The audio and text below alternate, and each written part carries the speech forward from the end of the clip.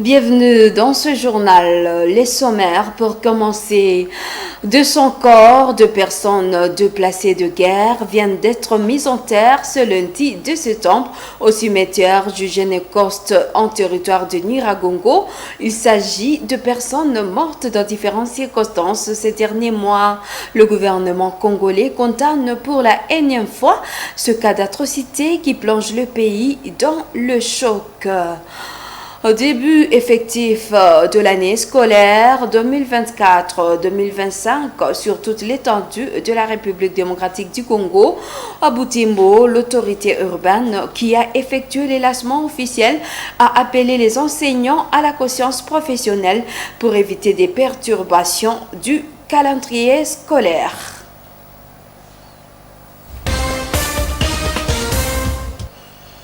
Un des éléments des titres inhumation de plus de 200 corps de déplacés de guerre au cimetière du Génécoste à Nyiragongo. C'est ce lundi 2 septembre que ces corps ont été mis en terre. Ces personnes sont mortes de différentes circonstances ces derniers mois. Leurs corps ont été inhumés après une cérémonie des derniers hommages au stade de l'unité de Goma. Nous suivons des détails dans ces récits de Grace Kaniki. Ils sont au total 200 corps de déplacés de guerre qui ont été mis en terre ce lundi 2 septembre au cimetière du Génécoste. C'était après une cérémonie des derniers hommages organisée au stade de l'unité de Goma à la mémoire de ces victimes mortes dans différentes circonstances. Ces personnes ont trouvé la mort, les unes suite à la famine, les autres par des maladies et d'autres encore par des actes de criminalité dans des sites de déplacés. Le gouverneur du Nord Kivu a dans son mot de circonstances condamné pour la énième fois ces cas d'atrocité qui plongent le pays dans les chocs. Pas plus tard que le 15 mai 2024, nous avions procédé aux funérailles des échantillons de victimes des bombardements délibérés des sites déplacés internes de la 8e CEPAC par l'armée rwandaise et ses supplétifs. Les autres victimes du même mode opératoire sanguinaire ne sont pas oubliées. Il en est de même de la journée du 2 août 2024 où nous avions célébré la journée du Génécoste. Aujourd'hui, ces autres échantillons de 200 corps sans vie de nos chers pères, mères, enfants, tantes, oncles, sœurs et frères, cousines et cousins, épouses et époux, grand-mère et grand-père, ici devant nous, pour qui nous organisons ce funérail. Sous une émotion, le gouverneur militaire du Nord Kivu rappelle aux ennemis de la paix que ces crimes commis pour verser le sang de ces innocents ne resteront pas impunis.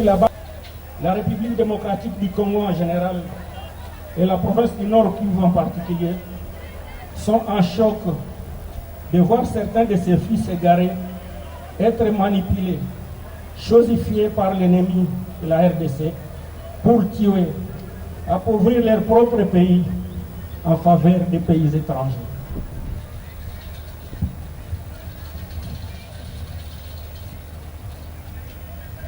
Je sais que vous suivez cette triste cérémonie de près ou de loin.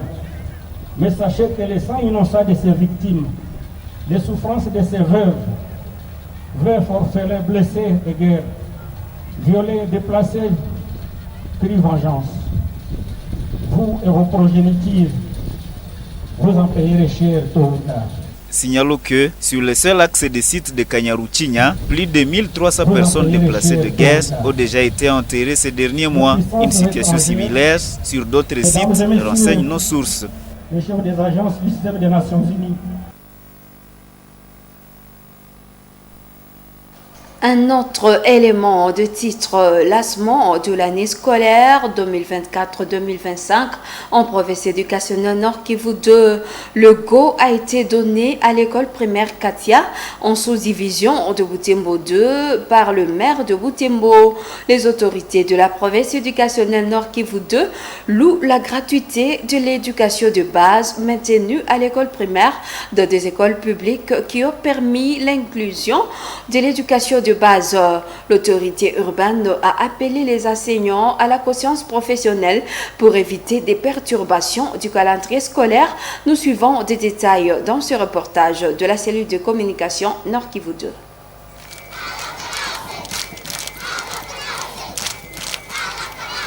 Dans cette cour de l'école primaire Katia où s'est passée la cérémonie officielle du lancement de la rentrée scolaire 2024-2025, différents discours ont été prononcés.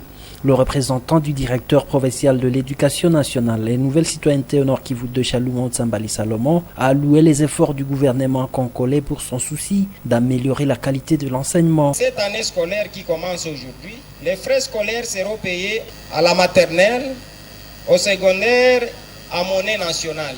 La gratuité reste maintenue et sera renforcée à l'école primaire. Le maire, pour sa part, a appelé les enseignants, les parents et écoliers à s'approprier cette année scolaire 2024-2025. La place des enfants étant à l'école.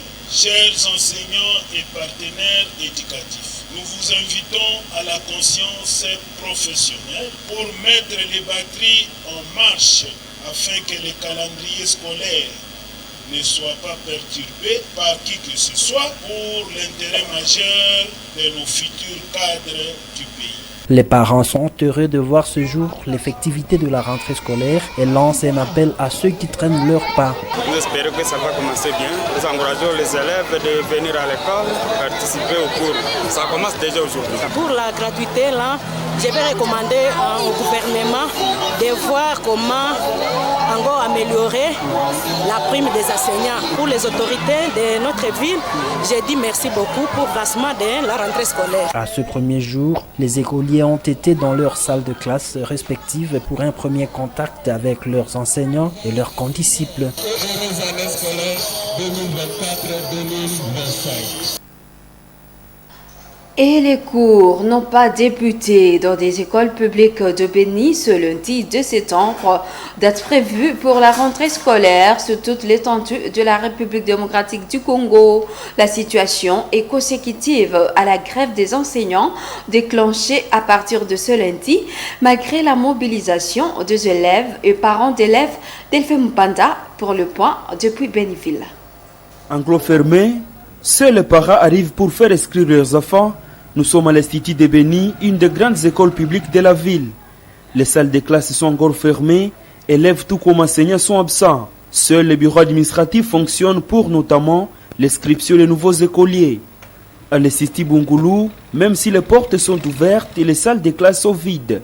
Seuls quelques écoliers sont visibles dans la cour pour prendre contact avec de nouveaux venus et d'autres discutent de la grève de leurs enseignants. Les syndicats des enseignants ont décidé d'entrer à grève pour plusieurs revendications auprès du gouvernement congolais, alors que nombreux militent pour l'augmentation de leur enveloppe salariale, d'autres militent pour la reconnaissance et paiement de leur numéro matricule et plusieurs autres revendications telles que promis dans les assises de Bibois l'année scolaire passée.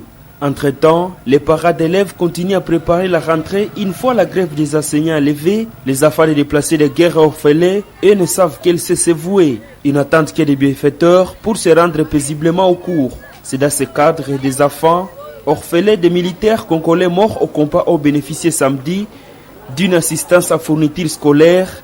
C'est là pour permettre aux enfants orphelins des militaires de se rendre aussi, dans la mesure du possible, au cours en toute tranquillité, a indiqué Madame Christelle Kabandani, coordonnatrice d'une ONG caritative. L'arrêté de la ministre de l'Éducation et Nouvelle Citoyenneté relatif à l'interdiction de la vente de fournitures scolaires dans les établissements scolaires a été foulé aux pieds dans les institutions scolaires de la division provinciale de l'enseignement du Nord Kivu 2. C'est surtout dans des écoles privées que ces situations a vécu. L'Association nationale des écoles privées agréées à Sonepa Nord Kivu 2 fustige cet acte qui ne profite pas aux parents d'élèves. Il demande aux responsables d'établissements scolaires le respect du mot d'ordre, de la hiérarchie. Le président de cette structure exhorte le gouvernement provincial de poursuivre le récalcitrant de cette mesure. Suivez Mouindo Kadiadia Jonas, président de la SONEPA. De ce propos recueilli par Manampezi Matsekele et Léandrine Maloulé. Là où il y a ordre, il n'y a pas de point de vue. Il y a seulement l'exécution.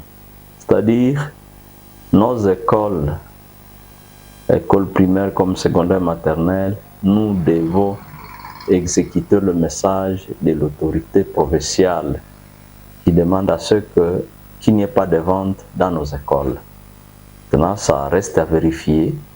Nous devons aller sur terrain voir si réellement sont en train d'exécuter cet ordre du ministre provincial de l'Éducation. Ce qui est prévu, la loi est là, l'arrêté a prévu les sanctions. Celui qu'on va attraper, il doit être sanctionné. Mais nous ne faisons que dire attention, c'est le marché qui est approprié pour le parent pour se procurer ce qui est les fournitures scolaires des enfants. Nous quittons le chapitre éducation pour parler santé. Face à la menace grandissante de l'épidémie de Mpox, la division provinciale de la santé a organisé une séance de sensibilisation à l'intention des agents de la mairie de Butembo ce lundi 10 septembre. Le chargé de communication de cette structure de santé a informé ses agents sur les risques liés à cette maladie. Mumbere Luavo a appelé à cette occasion toute la communauté de Butembo au respect de mesures barrières et d'éviter le vagabondage sexuel qui est un des moyens de transmission. Nous suivons les reportages d'Eneli Mungesiali et Luciana Moussiviroa. La sensibilisation a vécu lors de la parade de ce lundi à la mairie de Butembo. Des agents présents à cette parade ont été informés sur la dangereuse maladie de la variole du singe.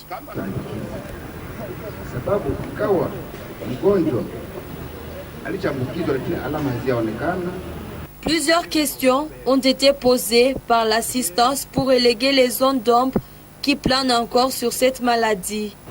Qu'est-ce qu'on va faire pour ma barrière? Parce que ma cas suspect Le chargé de communication de la DPS antenne de Butembo évite la population à se protéger contre cette maladie qui a fait déjà les cas confirmés dans 4 zones de santé dans la division provinciale du Nord Kivu. Parmi les zones déjà touchées, nous avons la zone de santé de Nyiragongo, Karisimbi, Goma et la zone de santé de Massissi. Ils sont 4. C'est à nous seuls de combattre cette maladie. Mettons nos efforts ensemble. C'est depuis le 14 août 2024 que l'Organisation mondiale de la santé a déclaré une urgence de santé publique face à cette maladie. Le chargé de communication à la division provinciale de santé, Antoine de Butembo, précise qu'il n'y a pas de médicaments traditionnels qui guérissent le monkeypox. Il précise que seul le vaccin est le moyen par excellence pour se protéger contre cette maladie. Nous suivons ce propos. Il n'y a pas de médicaments ou de remèdes à faire pour pouvoir guérir cette maladie. Que les gens ne se laissent pas tromper. Il n'existe pas de médicaments précis pour toute maladie occasionnée par un virus. Il y a seulement des calmants, donc des médicaments pour pouvoir traiter seulement des signes des maladies comme des maux de tête, la fièvre. Nous devons savoir que nos anticorps doivent rester forts. C'est pour cela que c'est mieux toujours de se faire vacciner pour celui qui trouve l'occasion.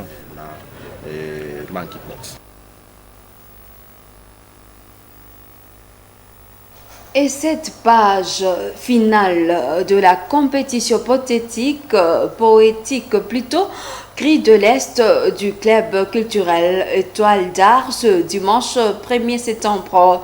Au total, 10 candidats ont déclamé deux poèmes dans le style de leur choix. Ce poème ont eu pour thème Ajamper la souffrance. Les grands gagnants de cette compétition est le poète Exaucé Eska avec plus de 94% de votes. Myriam Bekitawite, reportage. De 16h, c'est dimanche 1er septembre, quand cette activité culturelle commence dans ce cadre devant des centaines de sympathisants de prestataires. Au total, 10 candidats s'affrontent pour cette finale de la compétition poétique dite Les Cris de l'Est sous le thème Enchamper la souffrance. Mais avant les différentes prestations, les responsables du service urbain de la culture et art saluent l'initiative dont la thématique ravive de l'espoir au peuple de l'Est longtemps meurtrier. Les Congo et les sécurités sont réelles. Équiper les blessés, tout le monde donc, et plus précisément le poète. Nous encourageons les concepteurs et initiateurs de ce concours. L'ouverture officielle est faite. Les candidats montent sur scène l'un après l'autre pour montrer de quoi ils sont capables. Le challenge porte sur la déclamation de poèmes sur la souffrance de l'Est. Enjamber la souffrance de l'Est, les compétiteurs ont tous donné des messages d'espoir à travers leurs prestations.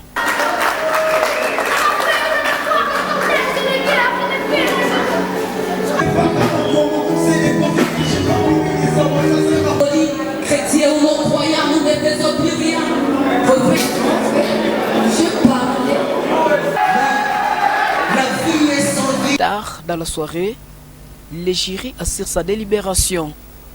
Après sa lourde prestation, le poète Exaucé Eska a été proclamé vainqueur de cette compétition. Celui-ci dépasse ses concurrents avec ses 94%. Il se place devant Chadi Mouliro et Mirembe Pacifique qui complètent ce podium. Ces trois meilleurs ont reçu chacun une enveloppe d'argent des partenaires et financiers de cette initiative. Mesdames et messieurs, avec raison, il a réussi à recaler le public. Avec raison, il a su attirer l'attention de tout le monde dans cette compétition. Est-ce qu'on peut applaudir très fort pour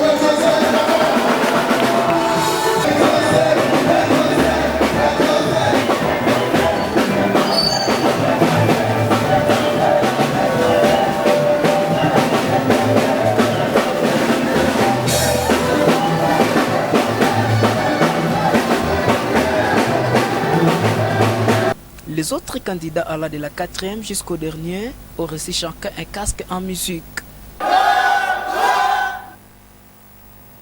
Et sport dans cette édition. Pendant leur séjour à Beni, les étudiants de l'Université de l'Assomption au Congo UAC Butembo ont livré un match de football contre les étudiants de l'UAC Beni samedi 31 août dans cette même ville. Cette rencontre amicale a eu pour objectif de renforcer la collaboration entre les deux institutions sœurs. Le score final de ce match était de 2-0 à faveur de l'UAC Beni. Nous suivons des détails avec Delphé Vouillère.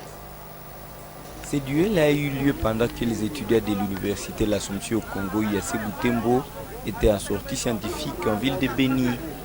Une sortie organisée par la faculté des sciences appliquées de cette institution universitaire. Le stade du 15 octobre de la ville de Beni a abrité ce jeu. Au premier sifflet de cette rencontre, les deux équipes ont l'air à forme pour affronter ce duel entre les deux universités assomptionnistes.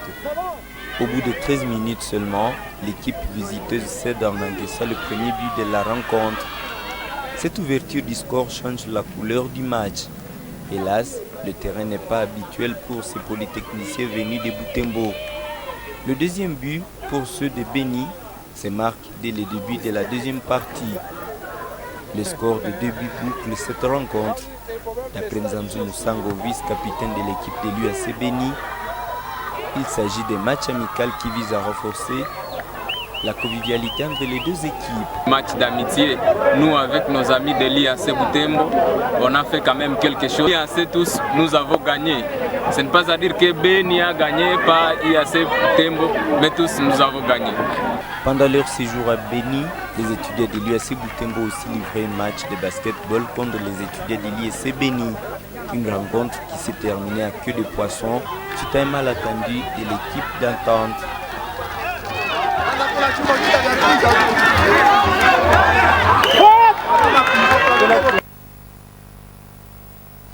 Et c'est la fin de cette édition. Merci à vous de l'avoir regardé. Au revoir.